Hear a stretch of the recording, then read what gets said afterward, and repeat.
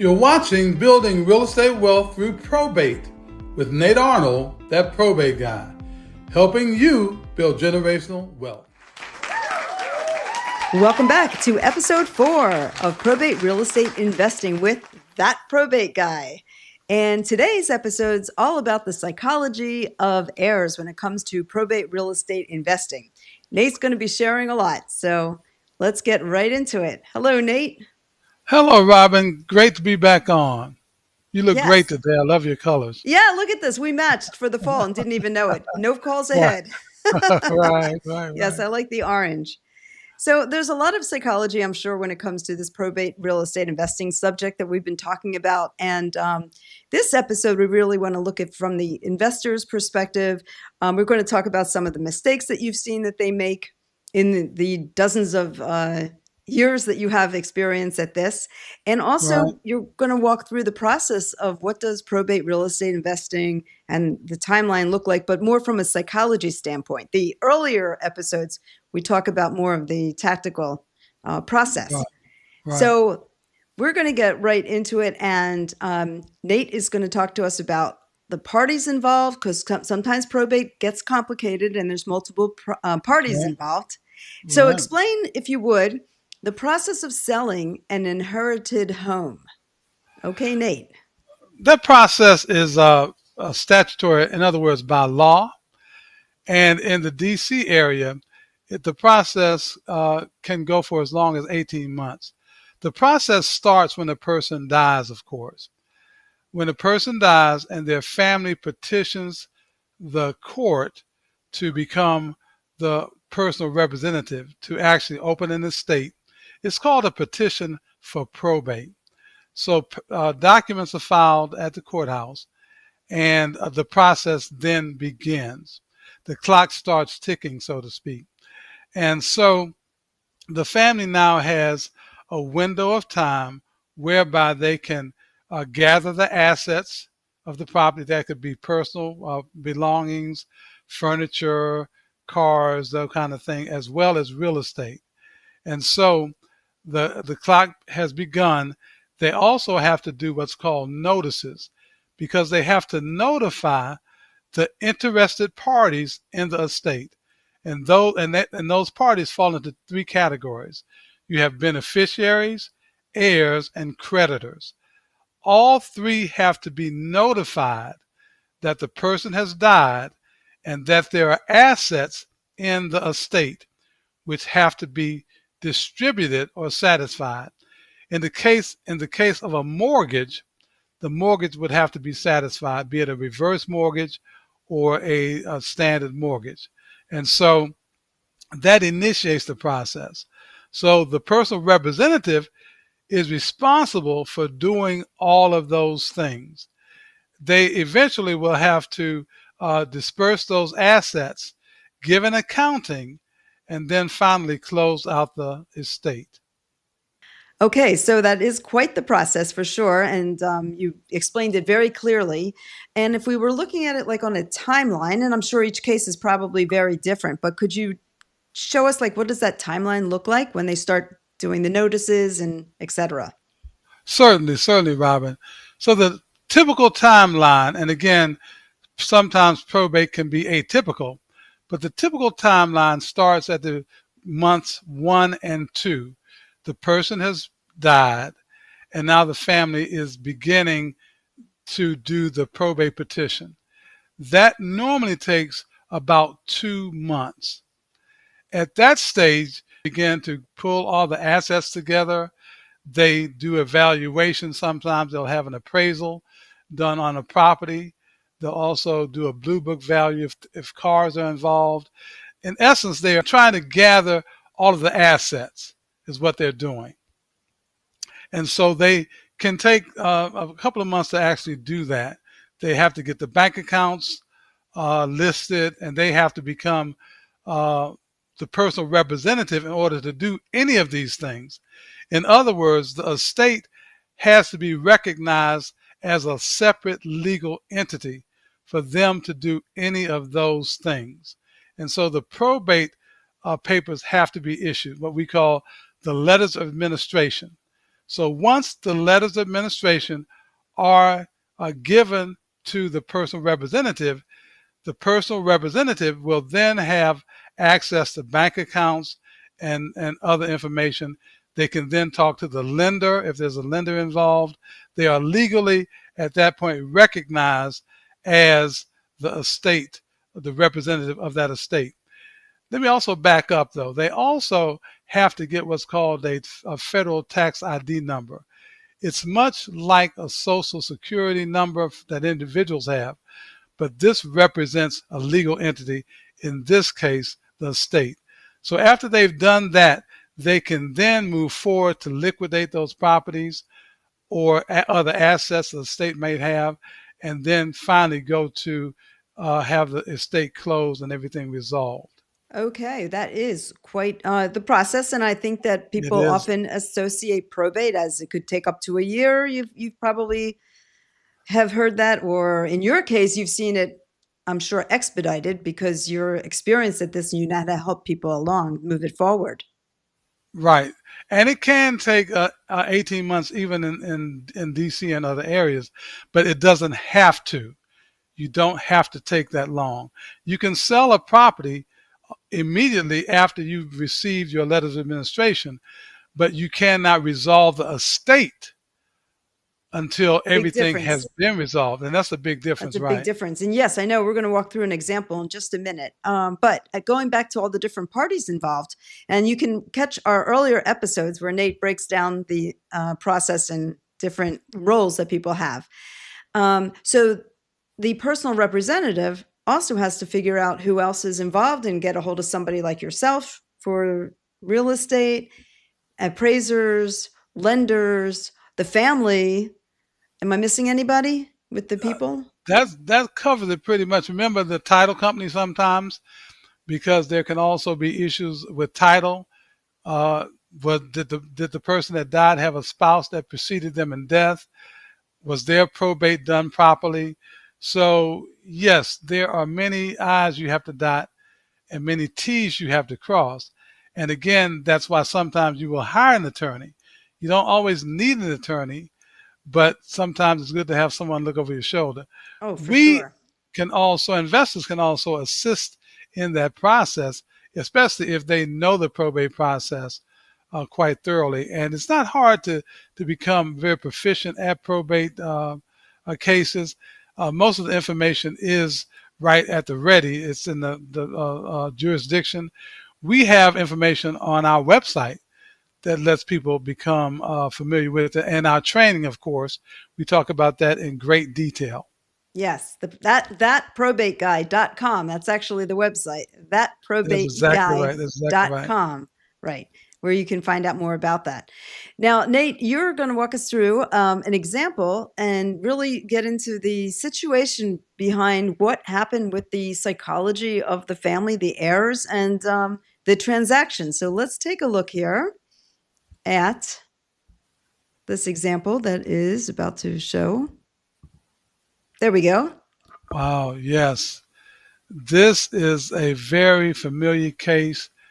It was a very profitable case and in some ways disheartening as well. The property that you're looking at is 718 Alabama Avenue, Southeast DC. You see on the left-hand side, it's a before picture, and on the right-hand side, an after picture. So I'm going to have to go into a bit of detail on this, Robyn. I hope to be as comprehensive as I can. This case the property was a family-owned house. It had been the family for many years. The mom and dad lived in the property with the son, we'll call him Michael, and his wife Betty. They had two children, two young sons. The mom and dad passed away with the son and his wife and two children in the house. Now, the oldest sibling was June, and June and Betty did not get along at all. They hated each other.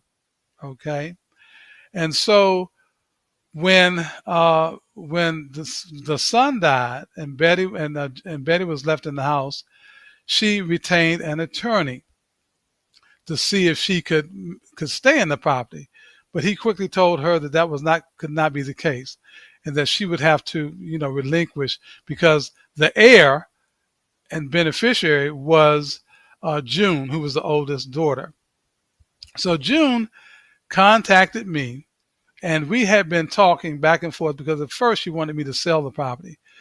And then I got a call from her, Robyn. She said, Mr. Arnold, you know the circumstances behind this property. You know, my sister-in-law and we do not get along. My sister-in-law and I do not get along. Can you buy this property from me? And I listened for a minute, and I said, well, June, how much do you want for it? And she told me she wanted $125,000. So I gulped, took a deep breath, and I told her, and I was just very candid with her, Robyn. I said, the property is worth quite a bit more. You are aware the property is worth quite a bit more than $125,000, right? And she said, yes. But she said, I don't want her to get a penny more than she has to. And I just want to sell it to be rid of her. Okay? And I said, yes, I'll buy it. And subsequently, I did buy it. I bought it for $125,000. We went to settlement, and then I resold that property for $270,000. I did not do any work to it, Robyn. And so I met her at her pain point.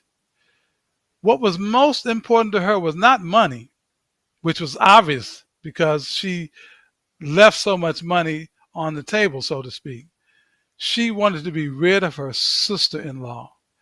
Now, that's a sad state of affairs, but it's not atypical. I can cite instance after instance when that's happened, where family members are just not speaking to one another, they're just not thinking clearly, and I've had cases where they will probably never speak to each other again. Wow. And that was the case in that case. So you have to be almost part therapist. You have to hold their hands through the process. And as you said, you have to listen for their pain points. Their pain point. And her pain point was severe.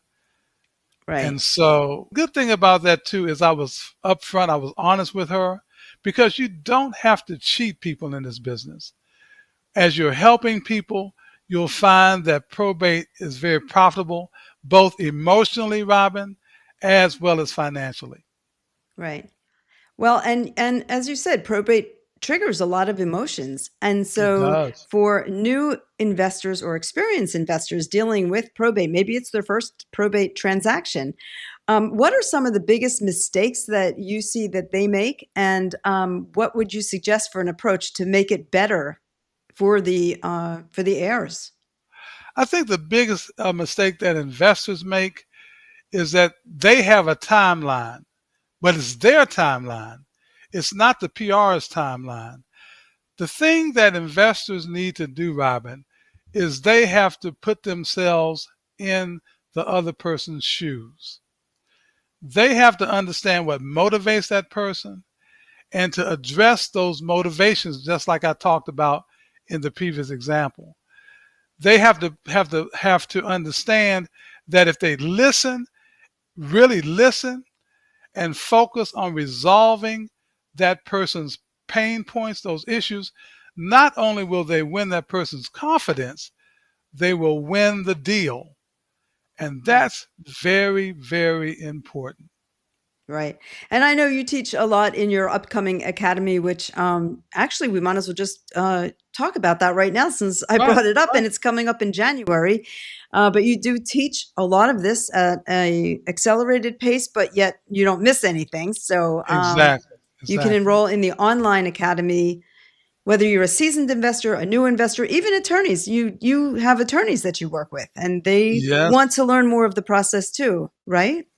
Right. Because a lot of times people see it from the aspect of the legal aspect of it, and they don't see the person-to-person aspect of it, and don't get involved in the emotions as we do. We're on the front line, so to speak, Robyn. We're dealing with the different parties. And let me mention one thing here. One of my key factors is that I am impartial to a very large degree. In other words, I don't take sides with any family members because I know that that can be offensive and that can actually hinder the process. You know what I'm saying? Yeah, for sure. So you really have to stay neutral and you have to listen. You have to Right. listen. You really have to listen. So it's not about their timeline, meaning the investors. It's about the family and Exactly. Exactly. That makes the difference in this business. right. I'm sure. Well, we do have some questions that we do at the end of the episodes that people write in and ask you for. So we're going to go over some of those questions right now. And I also want to make sure that you know, for those of you watching, you can learn more. You can grab the ebook that Nate's offered right here.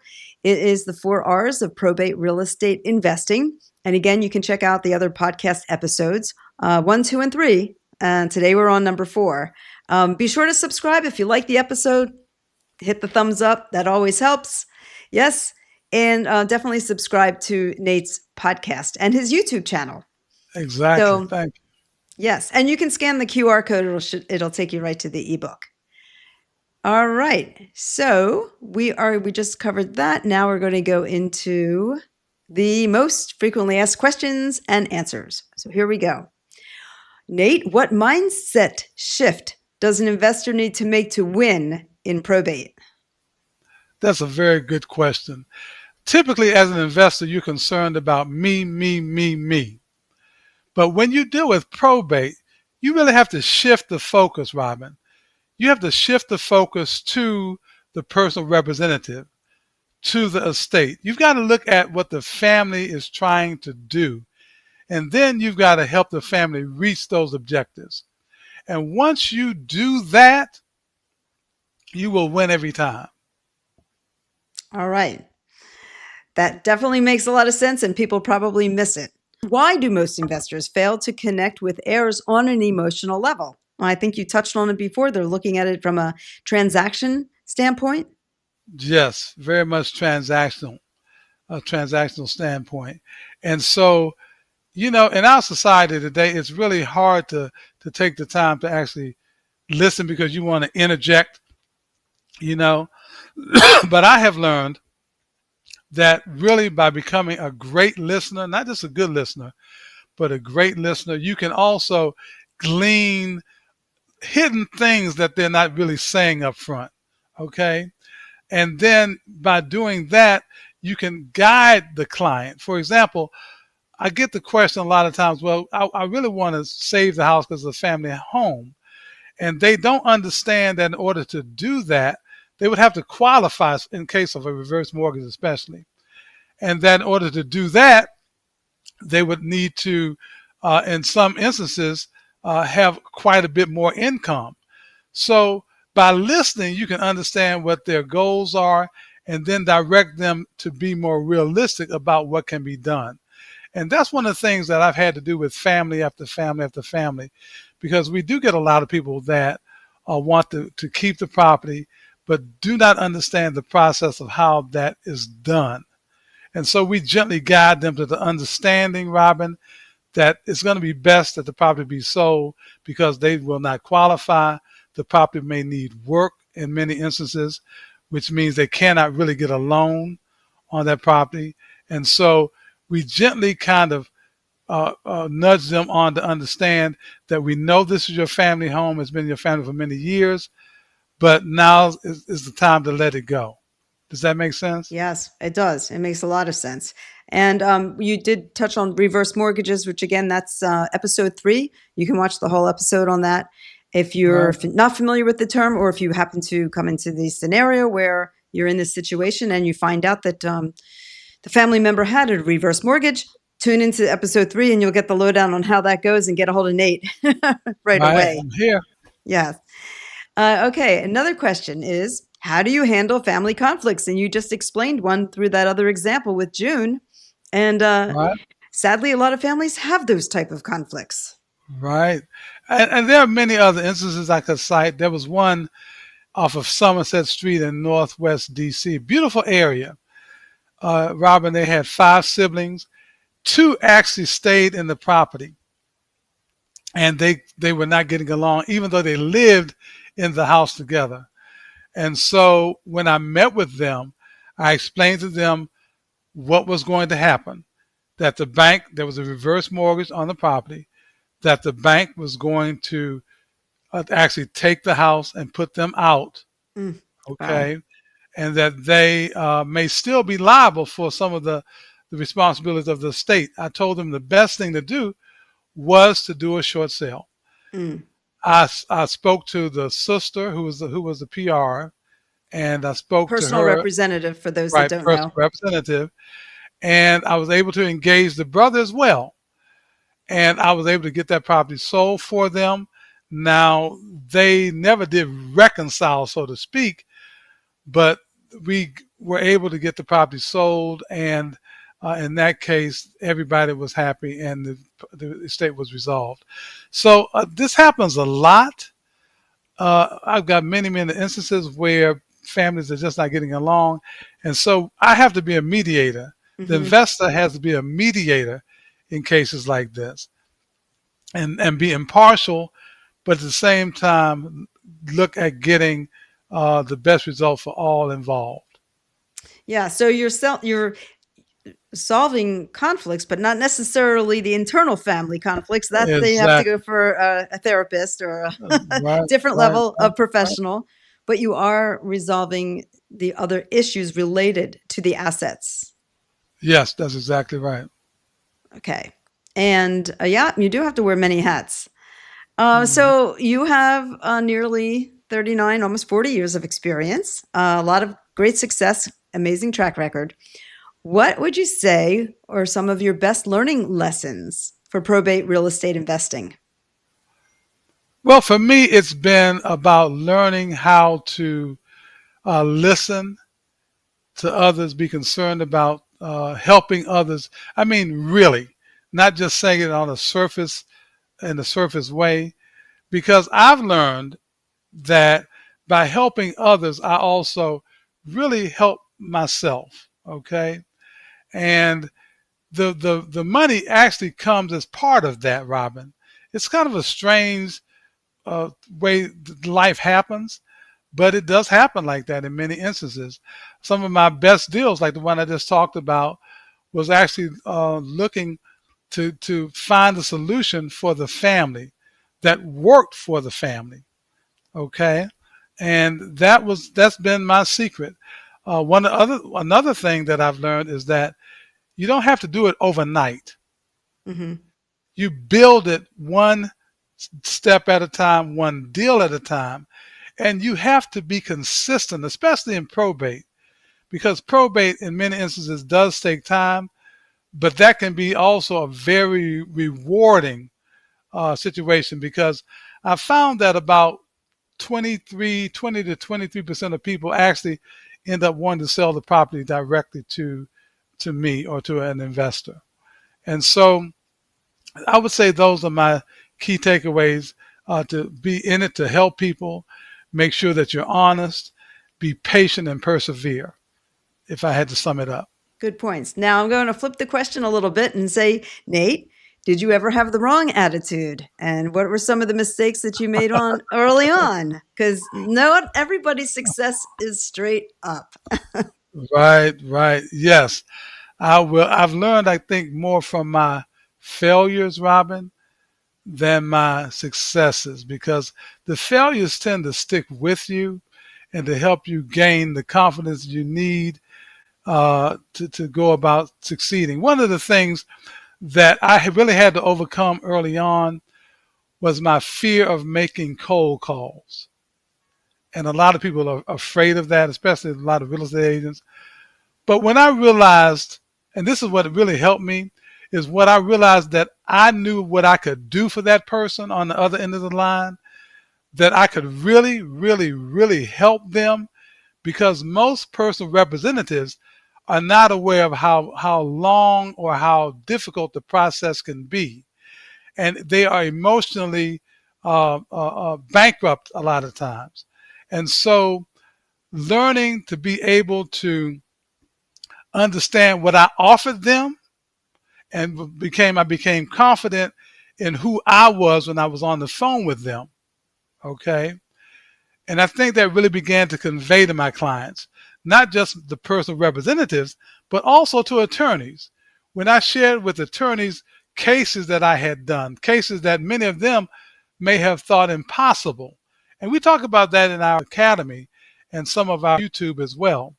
So we want students to understand that when you gain that confidence, it conveys to your client. Right.